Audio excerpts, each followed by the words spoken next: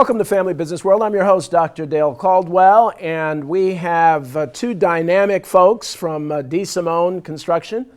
Dennis, Anthony, welcome to Family Business World. How are you? Good morning. Good morning. Good Yes, morning. yes. I'm excited Pleasure to be here. to have you. We were talking as we were getting ready, and business is really booming for the two of you. And so before we talk about your business, I always like to find out, kind of where you grew up and so on. So Dennis, why don't you start? So where did you grow up and how did you get into this business? And then I want to hear from Anthony. So, really good story, and it's kind of an interesting way the stars align at times. Yeah, because absolutely. I came off of a high this past weekend, having gotten to an achievement award at my college. Oh, really? Delaware Valley University. Nice. Congrats. And in fact, I'm going to share this with you. Oh, nice. Because Okay. this was not timed this way, but this just happened Saturday morning. Love it. Love it. And I am just so thankful and that this took place, because the university which I went to, and I was a biology major, Okay.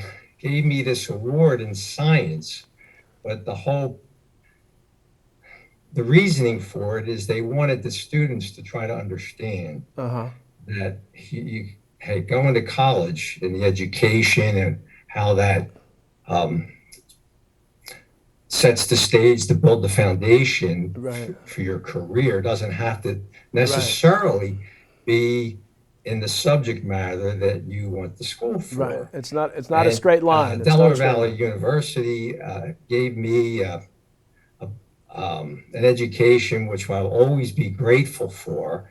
And this past weekend, I had a chance to share the story with the students and some of the alumni about my earlier days growing up, and my dad, who was Albert, same name as Anthony's dad, Albert, and how there was always a project going on in our house growing up.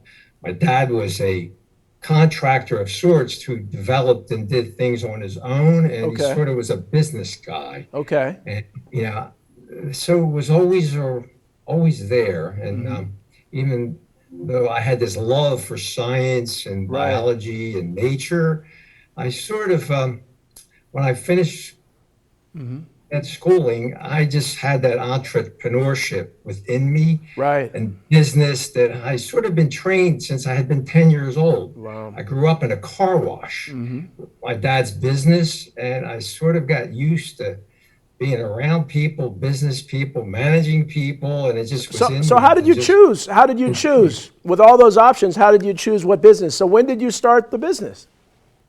1974. Wow. That's 48 years ago. Wow. Yeah. Wow. And what was the first iteration of the business? What did you start? So I always had this, I would call it inner talent for carpentry work and masonry work. Okay. So I graduated, and that was 72 when I graduated Del Val.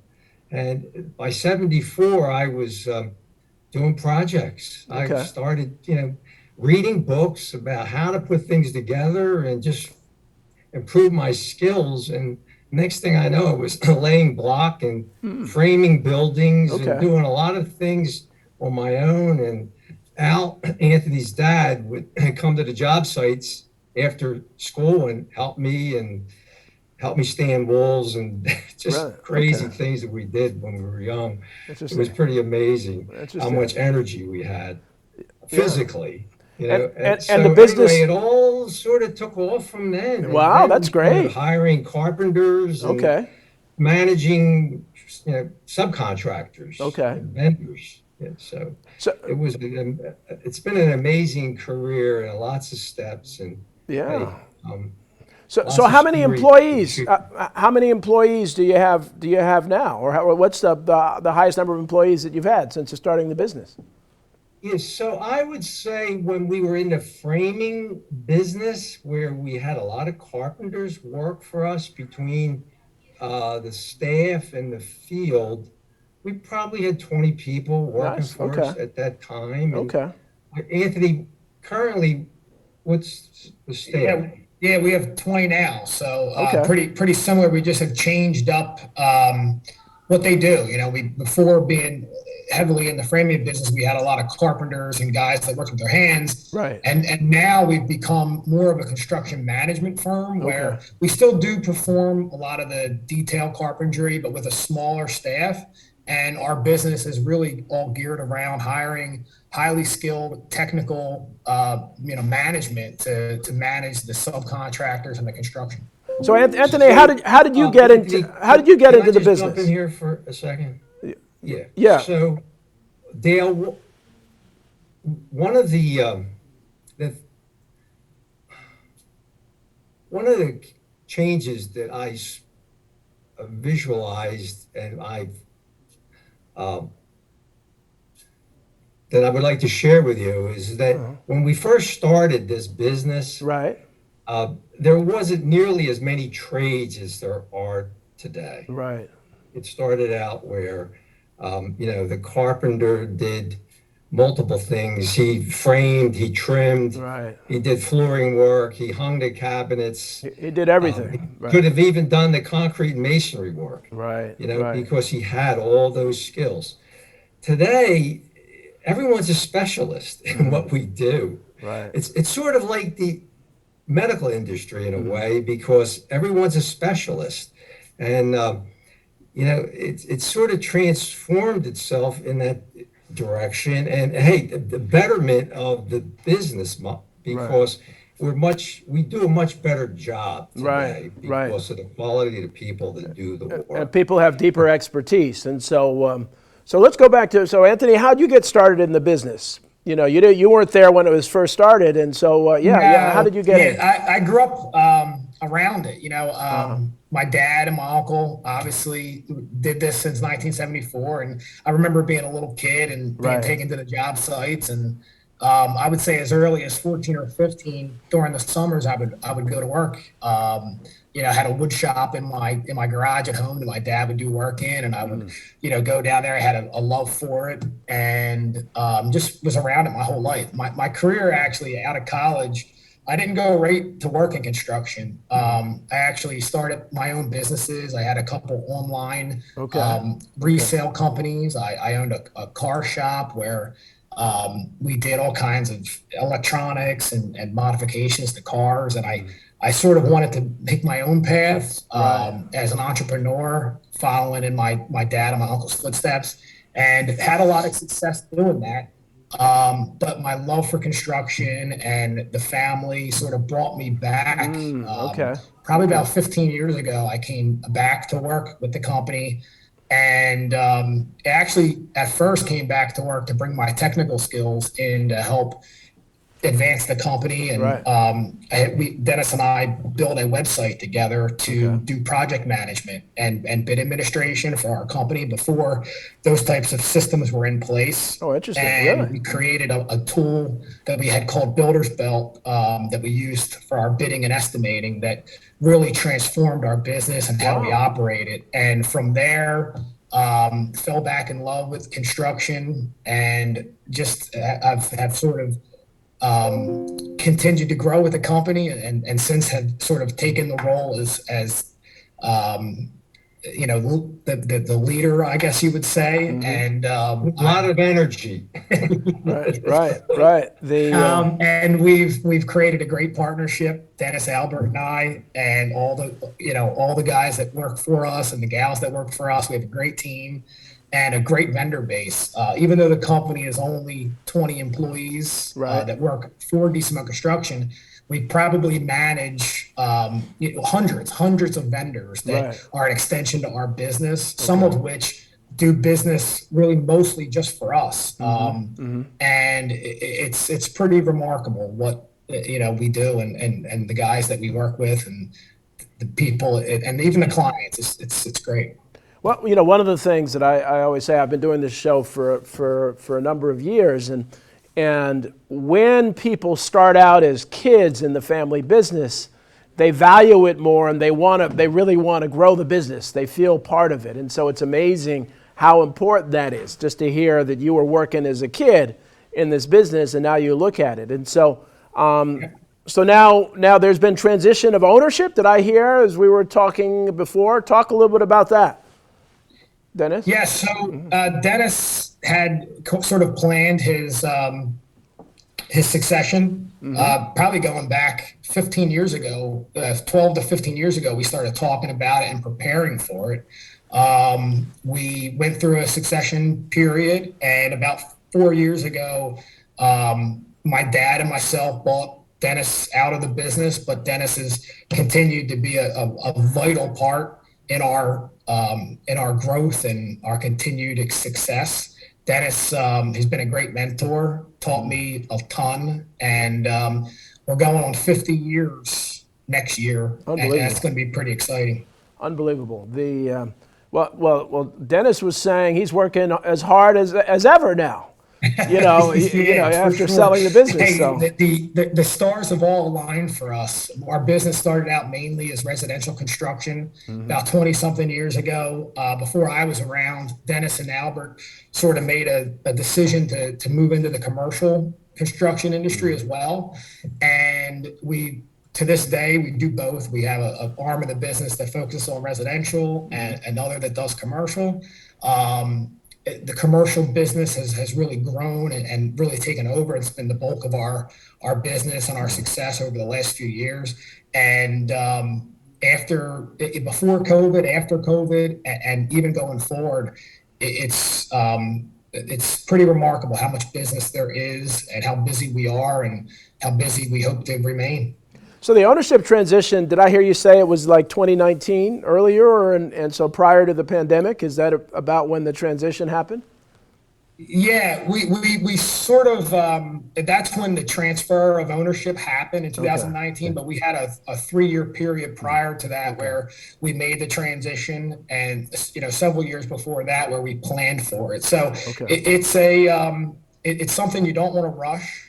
Right. Your vendors and your clients, they want to know that the business is, in good hands, and that, you're going to be able to run with it and keep it successful. So the way Dennis structured it and we went through with it, it worked out very, very well. Excellent. Well, we're gonna take a commercial break, but it sounds like Dennis anticipated the pandemic and sold the business just before the pandemic. But it worked out. So when we come back, we'll talk a little bit about your business during the pandemic and how you were able to adjust. So we'll be right back with Family Business World after this commercial break.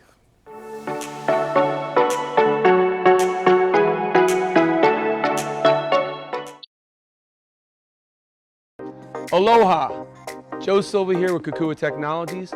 I'm excited to see you on Tuesdays on Morning Coffee for our tech tips.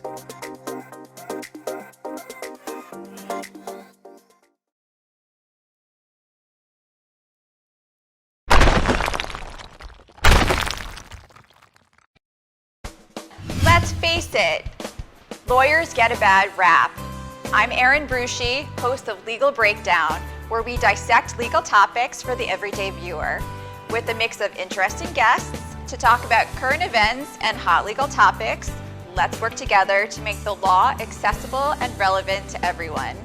Catch us every week on RVN Television.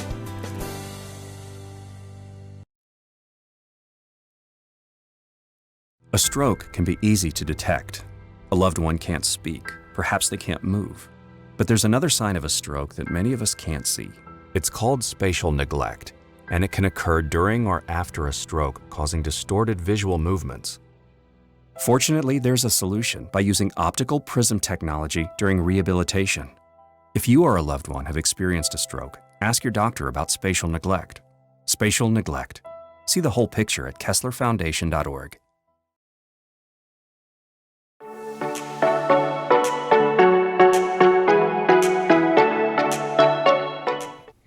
Welcome back to Family Business World. We're talking to DeSimone Construction, and just before the break, we talked about the transition of ownership just before the pandemic.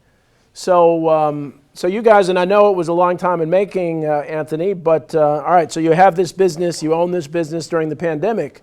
Were you a little worried, or how did you get projects? It sounds like you were really busy during the pandemic. Yeah, the stars kind of aligned for us during the pandemic. We had built a big backlog of business before the pandemic. Okay. And we had a few really great customers at the time that were in businesses that, had to remain open and had to remain, in business. Right, and we were right. able to continue to do that work through COVID. We had to put some protocols in place, some safety measures. Of course, but we yeah. were actually able to stay busy and get work done during the pandemic. And it actually, the way it worked for us, it worked very well because we were one of the few contractors that had customers that were able to get construction projects done during that time. Oh, really? Oh, And wow. we Wow. got we had sort of had preferential treatment from the subcontractors. Oh, nice. And Okay. I would say it was one of our, because those subcontractors were focusing mainly on our work. Right.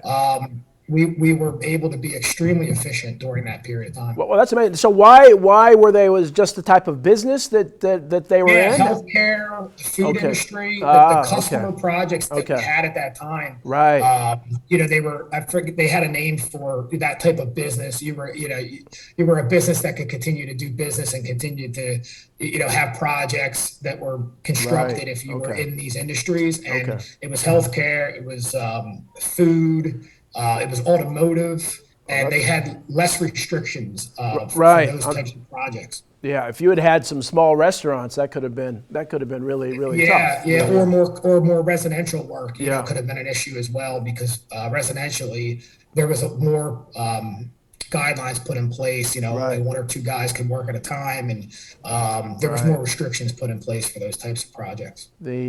So Dennis, let me ask you. So you've sold the business. Now you're playing a new role. So are you a consultant, or what was what was the agreement what the role that you would play after you sold your business? And we have a lot of people looking here, maybe thinking about selling to family members, and that's sometimes an awkward thing. Like you want to sell it and go to Florida, but they need your expertise. So what role did you play in the company? Well, I never really was planning to retire, Okay. Dale. So I'll say that at first. I've always loved the relationship Right. with the customer, and it's sort of what gets me up in the morning, the challenges of the project, and just to bring dreams, to come true to folks who, whether it's residential or commercial, Right. Right. developing that dream of theirs and bringing it into reality. And I think it has a lot to do with our personalities, because Right. Anthony has this similar personality to want to put a smile on folks' face. Right. And we do that repeatedly. Right. It's incredible. Well, So it gets me up every morning. These must have been a lot of them were your customers, right? So that's why it was important to have you there. You were the relationship manager with many of those customers. Is that true? Yes, and it is to this day, and we sort of have a similar personality that wants to make that happen. Right. So my goal is to continue to work, stay busy. I've gotten a lot of support from Anthony, having folks that can help me do the parts of what I do, to just sort of keep the ball rolling and stay efficient. Because, hey, 48 years of doing this, you have a lot of experience in lots of different projects. Right. And I mentor them, but they mentor me in the technology side to try to get things done efficiently. So it works incredible because I just feel like it's inspiring to me. I'm inspiring them. I'm inspiring. They inspire me by teaching me things. Yeah. So it's like I've never slowed up in the process, and I enjoy it so much. It's a challenge, but it's a love all at the same time. Well, you're getting to do the aspects of the business you love. That's a lot of times when you own a business, there's so many things you have to do that really are not fun. So you've been freed up to do that. Let's go back to Anthony. You were talking about the technology. So you really had kind of a technology breakthrough that really helped the business. Could you say a little more about that? What was unique about the technology that you developed for your project management system? Yeah, so that continues to be our success. One of the driving things with our success is our advancements in technology and what we do in a position that we're in. We're one of the few contractors, I think, that lead the way with technology, and we can attribute a lot of that to our success. So I went to school for computer science. I had businesses that were web-based online, and I had a love for building things on the internet, building things on the computer, just like building buildings and renovations and things we do in construction. So when I had come to work with Dennis, we had developed this bidding tool that helped us share the bid instruction and the documents with the vendors to get the bids and prepare the pricing for our customers. And it made us very, very efficient. We were able to move the information around very quickly and reduce the time it took us to do a bid by half or better. And it really set the tone for where the industry was going and where our success would be in the future. So after we had built that, we were always wanting more. We wanted to be more efficient. We wanted to find easier ways to do things and give our clients a better experience all around. Recently, not too recently, probably 5 or 6 years ago, we worked in tandem with another company that was building a project management program, and we found parallels that would help us succeed in our business. We weren't really software developers, so we were looking for something that would take us to the next step. And we found a project management tool that was going to give us all those resources that we were doing on the bid end, but also give us more resources from a production side. And we've now transformed our business to use one tool that pretty much manages every facet of the business. It gives our architects, our vendors, our customers, and our staff access to plans, submittals, change orders, drawings, photos, daily logs, everything on their computer, on their tablet, on their phone, in the field, at their house, in the office. And it's really created this sort of atmosphere and efficiency to our business that everybody gets to enjoy and be a part of, from the customer to the vendor to our team. And that's amazing. That's really, I think, the future for the construction industry, and being able to manage these projects efficiently. And we've seen that once we put those tools into place, project managers can really manage probably twice the amount of work as they could before those tools were available to us. Just because, just so much more efficient. The information is there. You don't have to go search for it. Once you sort of set something, you can sort of set it and forget it. You're not worried about it. You don't have to be so tuned into every little thing. But the natural question, sort of can help pass the information around and delegate out the responsibilities. But the natural question is this something that you could sell to other companies? Is this a software product that you could actually create a whole other business out of this product? Is that in the planning, or you just want to kind of keep it to yourselves? No. So that's where I said we actually went and we partnered with another company, and we're a customer of theirs now. We got out of the business. We sort of developed that first bidding tool that we could have easily taken that and we had plans on doing that, actually, of taking it, doing a beta test and selling that software. But we made a decision as a business that we didn't want to be a software developer and a contractor. We wanted to focus on what we were the best at.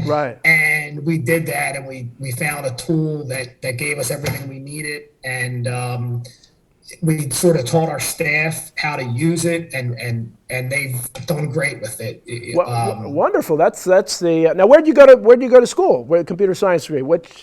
I went to Drexel. Oh, excellent. Well, that's a great great program. And I had, like I said, I had several businesses. Before, during, and after school. Always knew I wanted to work for myself and have my own business. And had great mentors growing up and being around it. Just sort of have a passion for, just as much as I have a passion for construction, I have a passion as an entrepreneur. Well, again, and both of you have had that passion. And so, this is just simply the typical construction company founded by a biology and computer science major. So,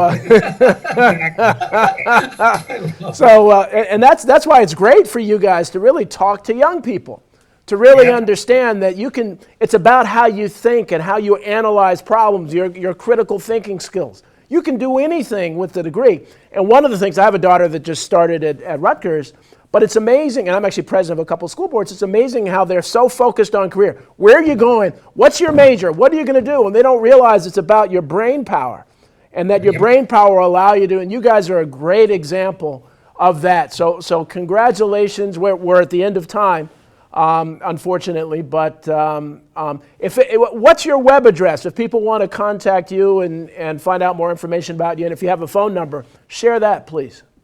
Yeah, our website is www.DeSimoneConst.com. It's DeSimone and then the first 5 letters of the word construction.com. You can find us on Instagram, Facebook, Twitter, all the social media places. We do a really great job at providing progress and completed photographs and videos of our projects. So if anybody wants to see the work we do, it's really great content. Go check it out. Our phone number to the office is 856-848-2897. And hey, we love what we do, and any commercial and residential work that has a lot of details is really where we succeed. Well, and it comes across. You guys, that you love what you do, and I really love that. So Dennis and Anthony, just thank you so very much for your time. And I want to thank those of you watching Family Business World. We'll see you next week. Take care, guys. Thank you. Thank you. Thank you.